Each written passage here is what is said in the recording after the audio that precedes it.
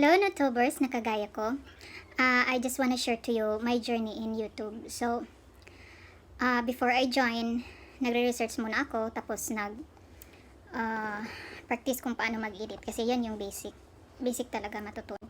So, nagre-research ako paano magawa ng paano mag-edit. Tapos nung nagawa ko na, nag-edit ako ng mga 4 na videos or 5 yata. Gumawa na ako ng YouTube channel. So, after that, in-upload ko lahat ng videos na nagawa ko. Mali pala yun, huwag niyong gayahin yun. Kasi, nakaligtaan nila ang ibang mong mga laman ng videos mo. So, yung makikita lang nila yung nasa taas. So, tapos, sumasali ako ng mga sabto sa bases, sa Facebook, sa mga LS, ganyan. So, nung hanggang lumago yung hanggang lumago yung channel ko, naging 200 na siya. Pero sabi ng iba na marami daw nalalagas. So hindi ko alam kung saan yun. So saan ba makikita yung nalalagas at hindi nalalagas? So ayun pala yun, yung sa channel mo ay under review pa pala yun ni YouTube. Tapos yung sa analytical, yun yung credited. So yun pala yun. So, na-observe ko na madami din nalalaga sa akin. Tapos, I research na kung paano mag-grow ng channel, and I stumble in a channel na sabi niya na ang style niya lang daw is messaging method. So, sabi ko, why not try this one? Kasi, na-observe ko sa LS, nalalaga siya. So, one thing nalalaga siya is, mga intro lang ang nilalapag doon, tapos seconds lang, tapos sabi ng iba na babalikan mo yung nila, yung ibang videos, pero hindi mo na mabalikan kasi, sino ba naman sila na maalala mo yung mga names nila, mga channel names nila na hindi naman sila artista, hindi naman sila si Ivana Alawi, o si Ann Curtis. So, wala talaga. So, nagiging spammer ka lang. So, at saka naranasan ko rin na nag-e-error ako, hindi na ako nakapag-subs. Sabi ko, hala, ba't hindi na ako makapag-subs? Nagtanong ako, bakit hindi ako, tulungan niyo ako, bakit hindi ako makapag-subs ng ibang channel?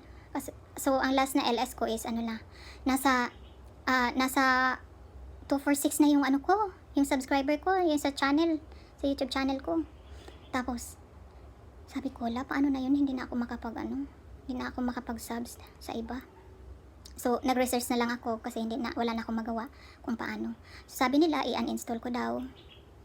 So, ina-uninstall ko yung YouTube app. Tapos, bumalik agad ako. Hindi pa man siya bumalik sa normal. Hindi pa rin ako nakakapag-subs. Naging error pa din. Yun. At saka, sabi ko, sige, i-uninstall ko balik to. Tapos, i-unsub ko yung iba. Kasi yun ang sa instruction na i-unsub mo daw yung iba. At maging okay na.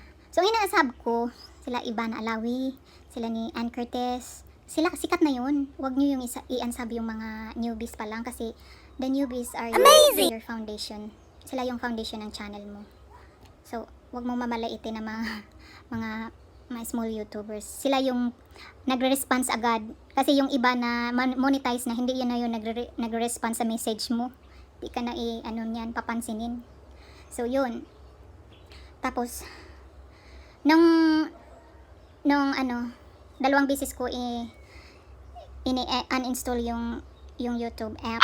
Tapos, nung natulog ako, after 2 hours, bumalik ako at saka naging okay na siya. Bago natulog, 246 yun. Kinaumagahan, I was really shocked. Bakit? Nagiging 204 na lang siya. Ang daming nalaglag. Dami ng subscriber mo ang nakarga is lang, for people lang, ang legit doon.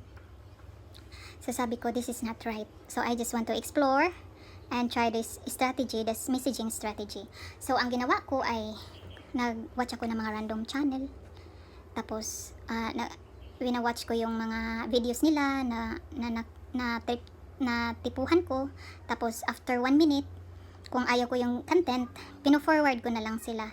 Pino-forward ko na lang, tapos dyan ako nagsasubs, tapos nag-leave ng message. Tapos after that,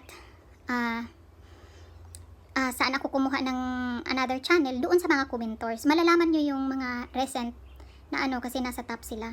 So, malalaman mo din yung mga baguhan pa lang. So, yun ang ginagawa ko. Napunta na ako sa Japan, Korea, America, Iraq, na mga channel, sa Cambodia, India, yun. Tapos babalik naman ako sa ano, halimbawa kay Leticia, bumalik naman ako doon. Kung hindi ko na maintindihan yung mga ibang lahi, bumalik ako doon. Tapos pupunta naman ako sa mga commenters doon ako mag-choose. Saka i-click mo lang yun, hindi ka na mag-type na kagaya ng ibang mag-sub to sub ka na, kakapagod at takes time pa. So, yun lang ang sikreto. But I was really surprised after night ako nag-messaging method. After kinaumagahan, ang 204 ko, what happened to my 204? Nagiging 295. Imagine, ilan yung nadagdag? 91 subscribers. At yun ang ginagawa ko hanggang ngayon. So, I hope you would learn from this. And if you learn from this, please like and subscribe.